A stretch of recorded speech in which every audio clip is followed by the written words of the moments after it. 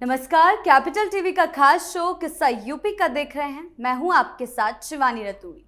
पश्चिम बंगाल में चुनावी शोरगुल थम चुका है। सभी की नजर अब रिजल्ट पर टिकी हुई है, लेकिन इस शोरगुल के बीच मुख्यमंत्री योगी आदित्यनाथ के तेवर ने खूब सुर्खियां बटोरी। जिस अंदाज में योगी आदित्यनाथ ने टीएमसी के गुंडों को चेतावनी दी और बुलडोजर की गूंज की पश्चिम बंगाल में बात की, उसने सभी का ध्यान अपनी ओर खींचा। लखनऊ से लेकर कोलकाता के ब्रिगेड ग्राउंड तक योगी आदित्यनाथ के अंदाज से विपक्ष की बौखलाहट भी साफ देखने को मिली। योगी ने बंगाल के मैदान में जाकर जो दाव खेला, उसका कितना इम्पैक्ट पड़ा है, इसी पर चर्चा करने के लिए मेरे साथ स्टूडियो में मौजूद हैं कैपिटल टीवी के executive editor Rajeev Kumar. Sir, बहुत बहुत स्वागत है आपका। धन्यवाद। सर, मुख्यमंत्री योगी आदित्यनाथ जिस तरह से दहाड़े हैं, उसकी गूंज अब तक सुनाई दे रही है, तो इसका कितना असर पड़ा है? देखिए, असर दिख रहा है। अब तक जो चुनाव प्रचार में हुआ उसका असर एग्जिट पोल ने दिखा दिया। अब एग्जैक्ट पोल जब 4 मई को आएगा, ये सारा असर दिखाई पड़ जाएगा कि कितनी सीटें भारतीय जनता पार्टी लाने वाली है। लगभग जो सीटें हैं, आंकड़े बढ़ते जा रहे हैं, दिख रहे हैं। वो परिणाम आते आते ये लगेगा कि इस बार भारतीय जनता पार्टी नया रिकॉर्ड बनाने वाली है पश्चिम बंगाल में। लेकिन उसके बाद क्या? चुनाव परिणाम आ जाएगा, सरकार बन जाएगी, शपथ ग्रहण हो जाएगा। उसके बाद क्या? उसके बाद की स्थिति है जो योगी आदित्यनाथ का इंपैक्ट दिखाई पड़ेगा, क्योंकि अभी से ही योगी की टीम तैयार है। तैयारी तो योगी की टीम की पहले भी थी, चुनाव प्रचार के दौरान भी, और कानो कान किसी को खबर भी नहीं लगा कि कैसे चुनाव आयोग ने यूपी कैडर के आईपीएस अधिकारियों को पश्चिम बंगाल बुलाया और वहां की जिम्मेदारी दी, जहां पर उत्तर प्रदेश की तरह माफियाओं का राज हुआ करता था। माफिया यानी कि मुस्लिम माफिया वहां पर तेवर दिखा रहे थे। वहां पर भेजा गया अजय पाल शर्मा को, और जब वो वहां पर गए और उन्हें जानकारी मिली तो जहांगीर खान का जो हश्र किया है, वो सारे मुस्लिम माफिया कांपने लगे कि ये कहां से आ गया।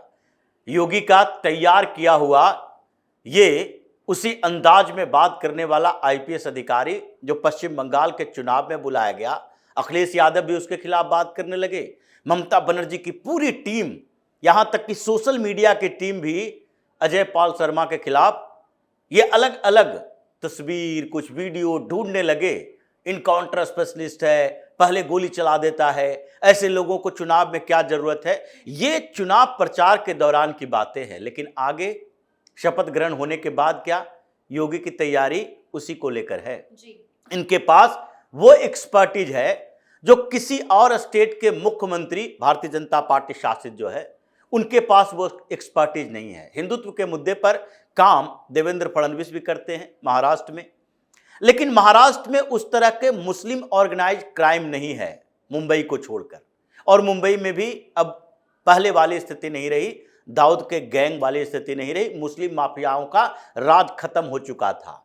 लेकिन जो उत्तर प्रदेश और पश्चिम बंगाल जैसे समानताएं हैं, वैसी स्थिति महाराष्ट्र के अंदर नहीं है। महाराष्ट्र में ऑर्गेनाइज तरीके से अलग अलग जिलों में मुसलमानों के वो माफिया ग्रुप नहीं है जो कि आईएसआई से कनेक्शन रखता हो, जो पाकिस्तान के इशारे पे काम करता हो, जो उस प्रदेश की व्यवस्था को अराजक स्थिति तक पहुंचाता हो, या फिर वहां पर कन्वर्जन का बड़ा रैकेट चलाता हो, या उस क्षेत्र के डेमोग्राफी को बदलने की कोशिश करता हो। ये महाराष्ट्र में नहीं है। हिंदुत्व के मुद्दे पर चलते हैं। देवेंद्र फडणवीस के पास वो जो क्षमता कह सकते हैं, वो क्षमता डेवलप करने के लिए वो परिस्थितियां निर्मित नहीं हुई। उसी तरीके से एक और है पश्चिम बंगाल के सटे हुए स्टेट में भारतीय जनता पार्टी के बड़े नेता, और वो प्रशासक भी कठोर है, असम की स्थितियों को बदला है, और पूरे नॉर्थ ईस्ट रीजन में उन्होंने भारतीय जनता पार्टी के लिए बेहतर काम किया है। हिंदुत्व के फायर ब्रांड लीडर भी हैं हेमंता बिस्वा शर्मा। लेकिन असम की स्थिति भी पश्चिम बंगाल जैसी नहीं है। असम में मियाँ मुसलमान यानी बांग्लादेशी मुसलमान हैं, घुसपैठिए हैं। वहां एनआरसी भी हुआ, वहां पर डेमोग्राफी चेंज करने वाले लीडर भी हैं। लेकिन फिर भी हेमंता बिस्वा शर्मा ने मुस्लिम बस्तियों में थोड़े एक्शन लिए कई जो अवैध कॉलोनियां थी उसे ढहाया, लेकिन असम के अंदर भी मुस्लिम माफिया नहीं था जिसे क्रैक किया जा सके, जिसको हैंडल कैसे किया जा सके।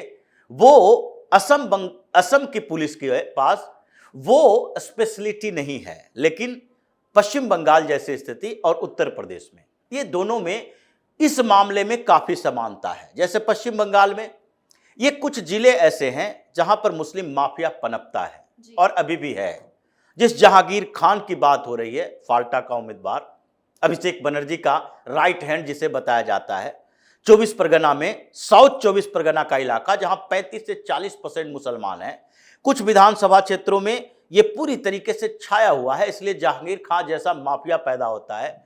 उसने इतने अपराध किए, उसने पिछली बार पोस्ट पोल वायलेंस में भी उसकी भूमिका थी, एक भी मुकदमा उसके खिलाफ नहीं है। जो इलेक्शन एफिडेविट जारी किया है उसमें पश्चिम बंगाल में उसके खिलाफ एक भी पेंडिंग केस नहीं।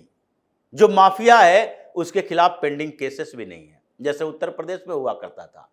मुख्तार अंसारी का ग्रुप हावी है गाजीपुर से लेकर उधर पूरा पूर्वांचल के एरिया में, लेकिन मुख्तार अंसारी हो, अफजाल अंसारी हो, ये दोनों उसके परिवार के खिलाफ एक्शन ही नहीं होते थे।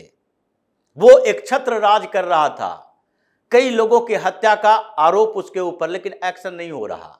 उसी तरीके से आगे प्रयागराज वाले रीजन में यहां पर अतीक अहमद का एक छत्र साम्राज्य, कोई उसके खिलाफ गवाही तक नहीं दे पाता था। मुख्तार अंसारी कई मामलों में इसलिए बरी हो गया क्योंकि उस समय उसके खिलाफ कोई गवाही तक नहीं देता था। अतीक अहमद प्रयागराज में जिस प्रॉपर्टी पर कब्जा किए हुए था, एकड़ में वो प्रॉपर्टी नीलामी में भी जाए तो कोई उसकी बोली लगाने के लिए तैयार ना हो, लेकिन योगी ने किया।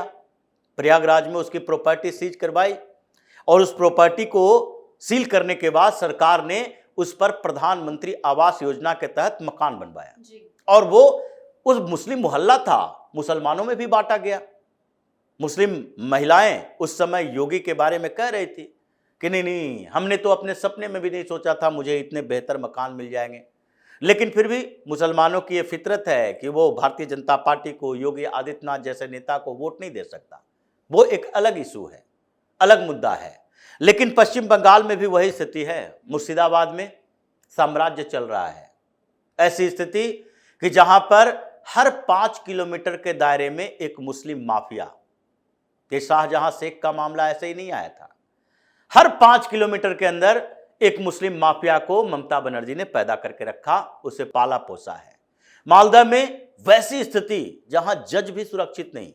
अभी एनआईए जांच कर रही है, जुडिशियल ऑफिसर को जो नजरबंद कर लिया, बंधक बना लिया था, जलाने, उसको मारने की ये पूरी साजिश थी, जो एनआईए ने खुद बोला है। एनआईए की टीम अभी भी जांच कर रही है, लेकिन एनआईए कितना दिन जांच करेगी? एक के लिए जांच कर सकती है, 2 के लिए जांच कर सकती है, करना तो पश्चिम बंगाल पुलिस को है, जैसे योगी ने किया।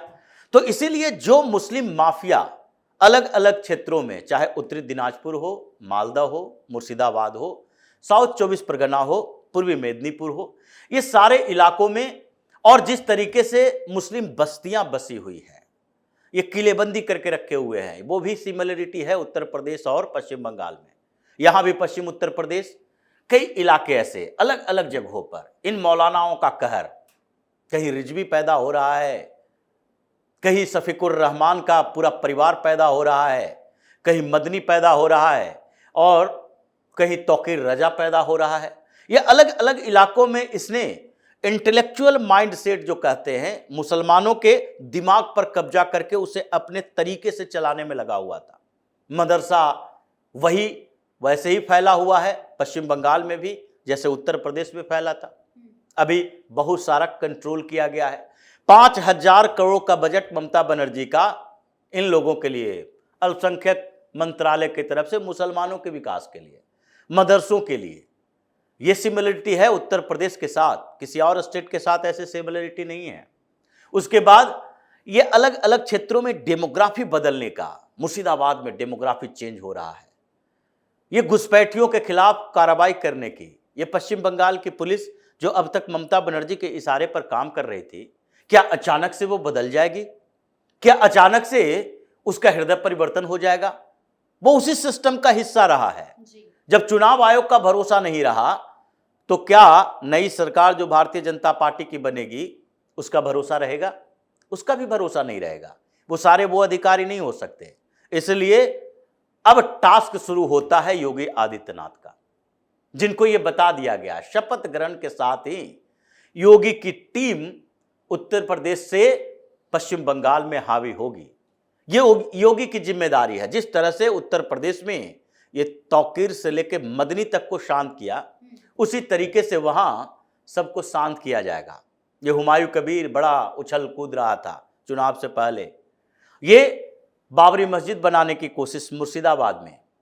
अब उत्तर प्रदेश कैडर के आईपीएस अधिकारी केवल अजय पाल शर्मा की बात नहीं है, ऐसे कई आईपीएस अधिकारी जो यूपी कैडर के हैं, जो 7-8 साल से काम कर रहे हैं, जिनको फील्ड ड्यूटी में एक्सपीरियंस है, योगी ने दी है जिम्मेदारी।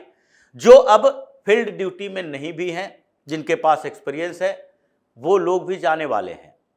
योगी अपने पूरे ब्लूप्रिंट देने वाले हैं कि कैसे इन्होंने तौकीर रजा को शांत किया, मदनी की आवाज कम करवाई, मदरसों का सर्वे करवाया, मदरसों में जो विदेशी फंडिंग हो रहे थे उसे रुकवाया, टेरर फंडिंग का रास्ता खत्म किया, कैसे ये मदरसा ये जिहादियों की फैक्ट्री बनते जा रही थी उस पर बुलडोजर चलवाया, कैसे संभल में शांति व्यवस्था पैदा की, 85% मुसलमान कैसे पैदा हो गया था वहां पर किलेबंदी तोड़ी, किस तरीके से बरेली में एक्शन पर एक्शन लिया, कैसे शोभा यात्राओं में जुलूस के दौरान ये पत्थरबाजी करने वाले मुसलमानों को उन्होंने शांत कर दिया कि अब शोभा यात्रा निकाली जाती है तो शांतिपूर्ण तरीके से निकाली जाती है। जिन जगह पर एक्सपीरियंस नहीं है, मुसलमानों को ये नहीं लगता कि अभी तक हमारे यहाँ एक्शन नहीं हुआ है, वही थोड़ा बहुत उत्पाद मचाते हैं। तो ये पूरा ब्लूप्रिंट जो उत्तर प्रदेश में पिछले 9 सालों से योगी ने जो काम किए, ये सिर्फ एजेंडा की बात नहीं, मुद्दा की बात नहीं है, ये एक्शन की बात है कि जो मोडस ऑपरेंडी रहा, तरीके रहे योगी की सरकार और उससे जुड़ी हुई योगी की पुलिस की, कैसे एसआईटी अलग अलग जगहों पर अलग अलग मुद्दों पर बनाई गई। और उत्तर प्रदेश की वो पुलिस जो अखिलेश यादव की सरकार में भी थी, उस समय 5 साल के अंदर एक गोली नहीं चला पाती थी। माफिया की बात तो छोड़ दीजिए, एक छोटा सा इनकाउंटर तक नहीं कर पाती थी। हथियार वही थे, लोग वही थे, बस जो आदेश देने वाला व्यक्ति था वो बदला, अखिलेश यादव की जगह योगी आए और उसके बाद उसी पुलिस का इस्तेमाल किया गया कि आज माफिया कांपता है, कहां इनकाउंटर हो जाएगा, कहां हाफ इनकाउंटर हो जाएगा, कहां ऑपरेशन लंगड़ा चल जाएगा, पैर में गोली मारी जाएगी। माफिया उत्तर प्रदेश छोड़कर भागने लगे। ये कोई भी ऑर्गेनाइज क्राइम करने वाला माफिया नहीं है, भले ही ये जाति और धर्म की सिर्फ बात नहीं है, चाहे मुख्तार अंसारी, अतीक अहमद हो या विकास दुबे हो, जातियां एक ही नहीं, धर्म एक ही नहीं, मजहब एक ही नहीं है। ये सबसे ज्यादा ये हिंदुओं के बीच से जो वो माफिया थे उसी को ढेर किया गया है, चाहे भाटी हो या दुबे हो। ये सारे लोग अलग अलग इलाकों में जो अपना वर्चस्व बनाए हुए था सबको तोड़ दिया गया, नेटवर्क खत्म कर दिया गया। वही स्थिति है पश्चिम बंगाल में, इसकी स्पेशलिटी की जरूरत है और ये भारतीय जनता पार्टी के केंद्रीय लीडरशिप को पता है। और चूंकि पश्चिम बंगाल में सरकार बीजेपी की बनने वाली है, तो जो बीजेपी के नेता पश्चिम बंगाल के उनको भी पता है, इसलिए दिलीप घोष हो, शुभेंदु अधिकारी हो, इन सब लोगों ने योगी मॉडल की बात की पश्चिम बंगाल चुनाव के दौरान और लोगों को विश्वास हुआ इस पर कि नहीं, योगी जैसा व्यक्ति चाहिए जो इन लोगों को इनकी औकात दिखा सके, जो इतने सालों से, चाहे कम्युनिस्टों की सरकार हो या फिर वामपंथियों के बाद टीएमसी की सरकार हो। ये दोनों की सरकार 34 साल कम्युनिस्ट पार्टियों की सरकार रही, 15 साल ममता बनर्जी की सरकार रही, मतलब लगभग 50 साल तक जिसका मनोबल बढ़ता रहा ये मौलाना गैंग का, वो 50 साल के मनोबल को तोड़ने के लिए 5 साल काफी नहीं है, लेकिन उस 5 साल में इंपैक्ट दिखाना है कि पश्चिम बंगाल में क्या बदल सकता है। इसलिए योगी की जरूरत पड़ रही है और योगी से ये रिक्वेस्ट आ गया है। पश्चिम बंगाल में सरकार बनेगी, मुख्यमंत्री कोई भी बने, लेकिन मुख्यमंत्री उनका कैबिनेट, इसके लिए योगी से अपील कर चुका है। एग्जिट पोल के बाद ही बातचीत चल रही है कि नहीं भाई, हमारे लिए कुछ ऐसे तरीके बताएं जो आपने अपनाए हैं। उत्तर प्रदेश में सिमिलरिटी बहुत है, हमें भी यहां से मदरसों का नेटवर्क तोड़ना है, वहां जो बांग्लादेश के साथ कनेक्शन है उससे ध्वस्त करना है, टेरर फंडिंग को खत्म करना है। ये जितने अलग अलग क्षेत्रों में मौलाना बैठा हुआ है जो मस्जिदों में तकरीर के नाम पर जहर उगलता है, उन सबको ध्वस्त करना है, खत्म करना है। तो इसलिए आपने जो किया है 9 सालों में, उस एक्सपर्टीज का फायदा हमें 1 साल के अंदर चाहिए। बंगाल में 2029 के लोकसभा चुनाव के पहले ऐसा इंपैक्ट दिखना चाहिए कि जिस तरीके से उत्तर प्रदेश में इस बीच के उस संजोग की बात नहीं कर रहे जो 2024 के चुनाव में हुआ। अखिलेश यादव जैसे लोग भी 37 सीट लेकर आ गए लोकसभा में, वो संजोग था, वो तुक्केबाजी थी। लेकिन जिस तरीके से यहां 80 में से 67 सीटें तक भारतीय जनता पार्टी लाई, उसी तरीके से पश्चिम बंगाल में 2029 में 42 में से कम 38 सीटें चाहिए भारतीय जनता पार्टी को, और उसके लिए लोगों का भरोसा जीतना पड़ेगा। और तब योगी की जरूरत वहां पड़ रही है, इनकी एक्सपर्टीज की, इनकी टीम की, इनके लोगों की, कि आगे अब वही तरीका अपनाया जाएगा पश्चिम बंगाल में जो अब तक उत्तर प्रदेश में अपनाया जाता रहा है। जी सर, बहुत बहुत धन्यवाद आपका इन तमाम जानकारियों धन्यवाद। के लिए। यानी कि बंगाल चुनाव में योगी आदित्यनाथ ने जो नैरेटिव सेट करने की कोशिश की और जो दाव चले वो बिल्कुल निशाने पर लगते दिखाई दे रहे हैं, और इसी कारण हर जगह सीएम योगी के इस अंदाज की चर्चा हो रही है, क्योंकि उनके इस तेवर ने विपक्ष की मुसीबतें बढ़ाने का काम किया है, जिसका असर आगे चलकर देखने को मिलेगा। तो फिलहाल इस खास शो में इतना ही। आपकी इस बारे में क्या राय है, हमें कमेंट सेक्शन में जरूर बताएं। वीडियो को लाइक करें, शेयर करें और चैनल को सब्सक्राइब करना ना भूलें। धन्यवाद।